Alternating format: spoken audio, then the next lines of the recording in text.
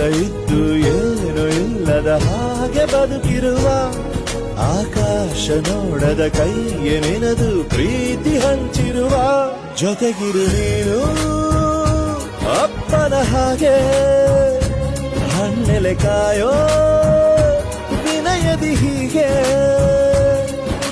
ನಿನ್ನನು ಪಡೆದ ನಾವು ಪುನೀತ ಬಾಳು ನಗು ನಗುತ್ತಾ ಬೊಂಬೆ ಹೇಳುತ್ತೈತೆ ಮತ್ತೆ ಹೇಳುತ್ತೈತೆ ನೀನೇ ರಾಜಕುಮಾರ.